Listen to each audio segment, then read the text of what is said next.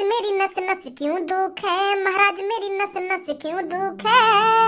बेगम तेरी रात मारी से दुग्गी शायद तेरी नस चढ़ गई दीख है, इसीलिए तेरी नस दुख है, इसीलिए तेरी नस दुख है। अरे महाराज तुम्हारी आंखों में थोड़ी बहुत शर्म रही है या नहीं रही है? अपने मुंह से कुछ बोलने से पहले एक बार देख भी लिया करो तुम्हारे आगे पीछे कौन खड़ा है कौन नहीं खड़ा। जो मुंह में आ रहा है बोले जा रहे हो बिना किसी को देखे। अरे बेगम इतनी नाराज क्यों हो रही हो, हम दोनों ही तो हैं इस कमरे में। तुम्हारे पीछे सेवक खड़ा है, तुम भूल गई होगा उसमें तुमने मदिरा मंगाई थी और तुम सेवक के सामने इतनी अपमानजनक बातें कर रही हो। अरे सेवक तेरी इतनी हिम्मत जो तुम मेरी और हमारी बेगम साहिबा की बातों को सुनेगा। अरे सुनेगा क्या, तूने तो सुन ली हमारी बातें, अब हमें मजबूरन तेरा सिर धड़ से कलम करवाना पड़ेगा। हम ये हरगिज नहीं चाहते कि रात हमने बेगम की दुग्गी बजाई है और ये बात किसी और को पता चले, तो इसीलिए सेवक तेरा सर हमें कलम करवाना पड़ेगा। तेरी तो जान आफत में आ गई इनकी बातों ने सुन के। अब कैसे अपनी जान बचाएगा तू?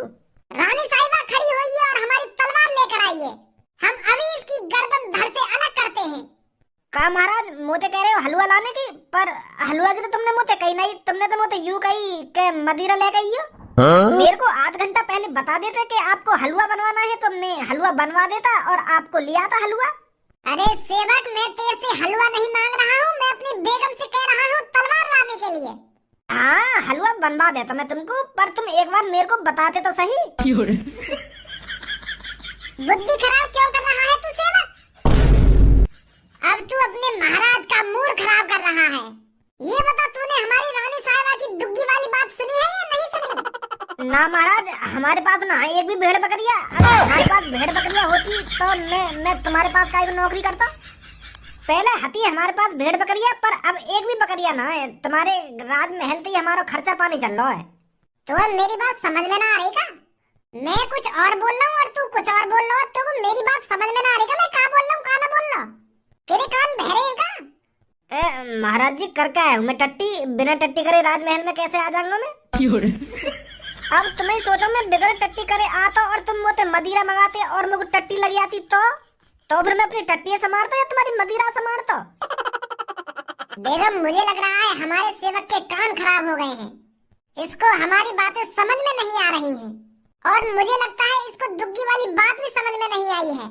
मैं इतनी देर से आगे सामने बकबक कर रहा हूँ, याकू एक बात तो मेरी पल्ले न पड़ी है, तो दुग्गी वाली बात कैसे पल्ले पड़ जाएगी? हाँ महाराज लग तो मेरे को भी ऐसा ही रहा है। सेवक हम तेरी सेवा से बहुत खुश हुए हैं। जी महाराज पियो तो सही, मैं और ले आऊंगा मदिरा। आप पहले इस गिलास को तो खत्म करिए, मेरे पास अभी एक गिलास और है। और महाराज आज मुझे सुबह से कम सुनाई दे रहा है, अगर मैं तुम्हारी बातों का उल्टा जवाब दे रहा हूँ तो अपने सेवक को माफ करना। एक और जवाब मादरचोद, तेन तो सगले जवाब उल्टे सीधे दिए हैं। सेवक हम तेरी ये सेवा को देखकर बहुत खुश हुए हैं। अरे तू इतनी सालों से हमको मदिरा पिला रहा है और ये सब देखकर हमको बहुत खुशी हुई है। महाराज तेरी सेवा पानी को देखकर बहुत खुश हुए हैं, तो इसलिए आज महाराज तेरे को पूरे 1000 सोने की मुद्रा देना चाहते हैं। का महाराज सच में 1000 सोने की मुद्रा है? मादरचोद यही चीजें तो देखना चाह रहा मैं तेरी है। नहीं भैरव आदमी भी इतने उल्टे सीधे जवाब न देना जितना तू दे रहा है। महाराज दिन का चूतिया बनाएगा तू? अरे महाराज के सामने बहरे होने का नाटक करता है। रानी साहिबा खड़ी हुई और मेरी तलवार लेकर आई है। महाराज माफ कर दो मेरे को, माफ कर दो। मैं आपकी दुग्गी वाली बात किसी को नहीं बताऊंगा। मूर्ख अब तेरे को कोई नहीं बता सकता। महाराज के साथ चालाकी, महाराज को क्या तू लंडूरा समझ रहा था? महाराज का चूतिया बनाने चला था तू सेवक? अरे महाराज मैं आपका चूतिया कैसे बना दूंगा? अरे आप तो महाराज हो, आपका चूतिया कोई कैसे बना सकता है? माफ कर दो महाराज, मेरे को माफ कर दो। हमारे महल में माफीनामा नहीं होता और जो तूने महाराज और बेगम की बात सुनी है तो तेरे को जिंदा छोड़ने का तो कोई सवाल ही पैदा नहीं होता। महाराज अपने सेवक पर भरोसा कीजिए, मैं किसी को नहीं बताने वाला कि कल रात आपने महारानी की दुग्गी बजाई है। और महाराज इसमें इतनी गुस्से होने वाली बात कौन सी है? आपकी महारानी है तो आप महारानी के साथ कुछ भी कर सकते हो। आप महारानी की दुग्गी भी बजा सकते हो और जो मन चाहे वो बजा सकते हो, तो इसमें इतने गुस्से होने वाली बात कौन सी है? अगर आप ये चाहते हो कि मैं ये बात किसी को नहीं बताऊं, तो मैं आपसे वादा करता हूँ। अरे वादा कर, तेल लगाने। महारानी लाइए मेरी तलवार। अरे तू अगर मेरे को मदिरा देकर यहाँ से चला जाता तो आज तेरी जान बच जाती। ना तू हमारी और महारानी की बातें यहाँ खड़े होकर सुनता और ना तेरा सर हम धड़ से अलग करते। ये हमको मदिरा देकर चले जाना चाहिए था। महाराज, अगर तुम मेरे को मारना ही चाहते हो तो आप अपनी सेवक की एक इच्छा पूरी नहीं कर सकते? हाँ? बस आप मेरी एक इच्छा पूरी कर दीजिए, मैं खुशी खुशी आपकी तलवार के नीचे आ जाऊंगा। बता फिर क्या इच्छा है तेरी? महाराज तेरी एक इच्छा तो पूरी कर ही सकते हैं। महाराज, मेरे भी बालक बच्चे हैं, तो मेरे को बीच सभा में मारिए और उन्हें सब कुछ बताकर मारिए कि मैंने क्या गुनाह किया है और मुझे किस बात की सजा मिल रही है। गाड़ू बिल्कुल लंडूरे समझ रहा होगा मुझे तो। अरे मैं बीच सभा में अपनी महारानी की यूं बात बता दूंगा कि कल रात मैंने महारानी की दुग्गी बजाई तो यूं बात पूरे महल में पता पड़ जाएगी। अभी तक तो भी बताओ यूं बात, फिर तो पूरे महल में पता पड़ जाएगी। फिर हमारी रानी साहबा की क्या इज्जत रह जाएगी? चूतिया समझ रहा हूँ मैं, कोई नहीं मर ले कमरा में चुप। अरे महाराज, आप मेरी एक इच्छा पूरी नहीं करोगे? आपने कभी भी जिसका सिर कलम किया है उसकी एक इच्छा जरूर पूरी करी है आपने, तो अपने इस ईमानदार सेवक की एक इच्छा पूरी नहीं कर सकते आप? महारानी का करो या ने तुम्हें फंसा दिया। महाराज, तो ऐसा करते हैं, अभी हम आज रात सोचा विचारी करते हैं इसके साथ क्या करना है क्या नहीं करना। अभी फिलहाल इसको कारावास के अंदर डलवा दीजिए। सैनिकों जल्दी यहाँ पर आओ और इस सेवक को कारावास के अंदर डाल दो।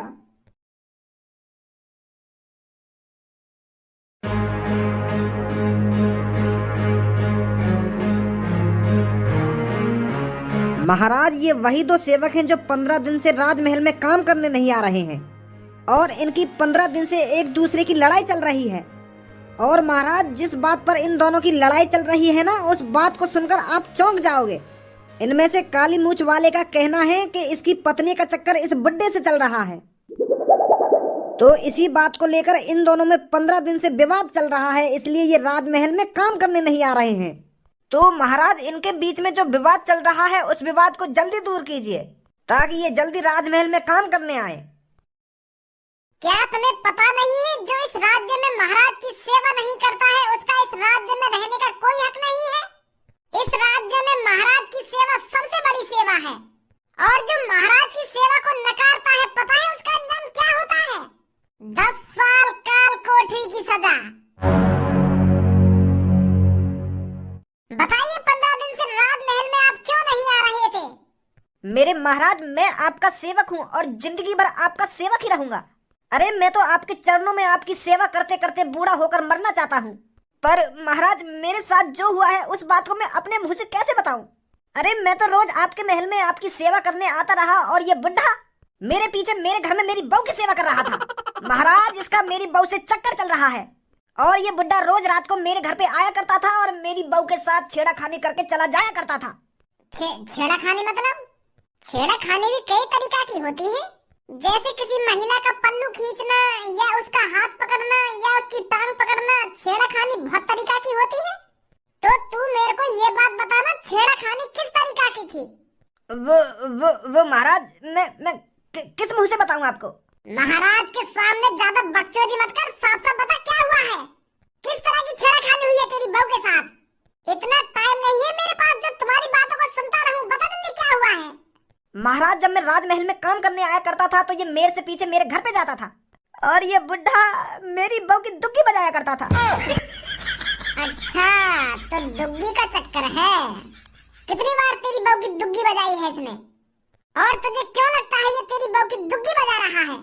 क्या तूने अपनी बहू के साथ इसको कुछ गलत करते देखा है या बस अंदाजा ही लगा रहा है? क्या तुझे पक्का यकीन है ये तेरी बहू की दुग्गी बजा रहा था? अरे एक बार इस बुड्ढे की शक्ल तो देख ले, ये 80 साल का बुड्ढा है। 80 साल का बुड्ढा क्या तेरी बहू से इश्क लड़ाएगा? अरे इसकी तो कब्र में जाने की उम्र है, कब्र में जाने की। क्या तुझे लगता है इसकी दुग्गी बजाने की उम्र भी बची है? तो साफ साफ बता क्या बात है? क्यों तू इस बुड्ढे पर इतना बुरा इल्जाम लगा रहा है? महाराज, मैं इल्जाम काहे को लगा रहा हूँ? यूँ रात को मैंने अपने घर से बाहर निकलता हुआ देखो है अब तुम्हें बताओ, रात को ये मेरे घर में क्या करने आए हो? मैं तो खराटे भर के सो रहा था और मेरी बहू और ये जाग रहे थे। तो आधी रात में मैं सो रहा था और ये और मेरी पत्नी जाग रहे थे, तो दुग्गी ही बाजी होगी ना बात टाइम पे। खामखा मेरा टाइम बर्बाद कर रहा है। हाँ बुड्ढे, तू बता, क्या सच में इसकी बहू के साथ तेरा चक्कर चल रहा है? महाराज मैं तो 80 साल का एक बुजुर्ग बुड्ढा हूँ। अरे मैं इस उम्र में क्या इश्क लड़ाऊंगा? अरे इश्क लड़ाने की उम्र तो 18 साल से 35 साल के बीच होती है, तो मैं बुजुर्ग आदमी क्या इश्क लड़ाऊंगा? मेरे महाराज, ये आदमी मेरे को फंसा रहा है। मेरा कोई चक्कर नहीं है इसकी बहू के साथ। अरे मैं तो इसकी बहू को अच्छी तरीका से जानता भी नहीं हूँ, ना ही पहचानता हूँ। क्या आपको लगता है मैंने ऐसा कुछ करा होगा? अरे मैंने तो आपकी सेवा में पूरी जिंदगी निकाल दी। क्या आपको लगता है आपका सेवक कभी ऐसा कर सकता है? शादी है गई तेरी? अरे महाराज, आपकी सेवा करते करते शादी करने का टाइम ही नहीं मिला। अरे यह बात है तो मैं मान लूं कि तैने अपनी उम्र मेरी सेवा पाने में निकाल दी है, पर तैने अपनी शादी न करी, तो वो शादी करने का मौका ही न मिला? नहीं मिला महाराज। तो यह हिसाब तो तैने दुग्गी भी न लाई होगी काहे की? लेने की बात तो दूर रही, मोए लगा तैने देखी भी न होगी काहे की दुग्गी। अच्छा, अब समझा मैं। जवानी में तो तू किसी की दुग्गी नहीं देख पाया, पर अब बुढ़ापे में देखना चाहता है, तो इसलिए रात में तो इसके घर पे जाता है इसकी बहू की दुग्गी देखने। महाराज, ऐसा गलत मत सोचो मेरे बारे में। मैंने तो नाया की बहू देखी, नाया को घर देखो, तो तुम्हें ऐसा विचार तो मेरे मन में आ ही नहीं सकता। बीरबल, क्या लगता है इनमें से कौन सच बोल रहा है? मेरे महाराज, मोगू तो दोनों ही सही लग रहे हैं। मोगू तो या कारी मूछ वाले की भी बात सही लग रही है और या सफेद मूछ वाले की भी बात सही लग रही है। इसका फैसला तो आप ही कर सकते हो महाराज। मुझे तो इस काले मूछ वाले की बातें सही लग रही हैं। जब ये बुड्ढे ने अपनी पूरी जिंदगी में काहे की ना दुग्गी देखी है ना दुग्गी बजाई, तो बुढ़ापे में यहाँ का मन कर आया हूँ। यूँ सोच रहा हो कि मरने से पहले एक बार दुग्गी का स्वाद चखता ही चलूं, तो इस बुड्ढे का चक्कर चल रहा होगा इसकी बहू से। अरे महाराज, इतना गलत इल्जाम मत लगाइए मुझ पर। अरे मैं कह तो रहा हूँ, मैंने इसकी ना बहू देखी है ना इसका घर देखा है। अरे मुझे तो ये बात समझ में नहीं आ रही है, ये मुझ पर इतना घटिया इल्जाम क्यों लगा रहा है? अरे मैं तो अपने घर में अकेला रहता हूँ, मेरे पे 5 बीघा जमीन है और बड़ी मुश्किल से मैं उसमें अनाज उगा पाता हूँ। अरे कुछ दिन की मेरी जिंदगी बची है, तो मैं इतनी बुरी हरकत क्यों करूँगा? क्या 5 बीघा जमीन है तोबे? हाँ महाराज। और काली मूछ तोबे के बीघा जमीन है? मोपना महाराज, 1 बीघा जमीन। सपना, यू या बुड्ढे की जमीन हथियाना चाहते हो? यू सोच रहे हो कि या बुड्ढे पर झूठा इल्जाम लगा कर या को काल कोठी में डलवा दूं और या के खेत में हड़प लूं? मोको तो ऐसे ही चक्कर लग रहा है। झूठ बोल रहा है तो बुड्ढे, तेरा चल रहा होगा इसकी बहू के साथ चक्कर। मैं तेरे को हुक्म देता हूँ, जितनी भी तेरे पास जमीन है वो जमीन अब इसके नाम कर दी जाएगी और तेरे को पूरी उम्र भर जेल में चढ़ना पड़ेगा। दुग्गी बजाएगा, दुग्गी इसके लड़ाएगा बुड्ढा इश्क। बहुत बहुत शुक्रिया महाराज, बहुत बहुत शुक्रिया। अरे तुमने तो मेरी मुंह की बात छीन ली। धन्य हो महाराज, आप धन्य हो। बढ़िया कर दिया ना मैंने, वैसे यहाँ की जमीन तेरे नाम कर गए। बहुत बढ़िया करा तुमने, ऐसे ही होना चाहिए आगे से। सैनिकों, इस बुड्ढे की जगह इसको जेल में डालो।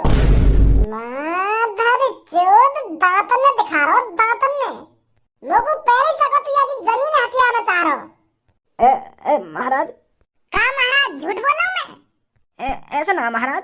सैनिकों, ये अपने महाराज से झूठ बोल रहा है, इसको फांसी पे लटका दो जाकर। जैसा आप कहो महाराज। माफ कर दो महाराज, माफ कर दो। तुम बिल्कुल सही है। मैं आगे जमीन ही हथियाना चाहता था महाराज। मैं ये सोच रहा था, अगर इसको आप काल कोठरी के पीछे डाल दोगे तो इसकी जमीन को मैं हथिया लूंगा। बहुत बड़ी गलती हो गई महाराज मुझसे, मेरे को फांसी पे मत लटकाइए। यह बात है तो मैं पहले पहचान गो। सैनिकों, डाल दो इसको काल कोठरी के अंदर।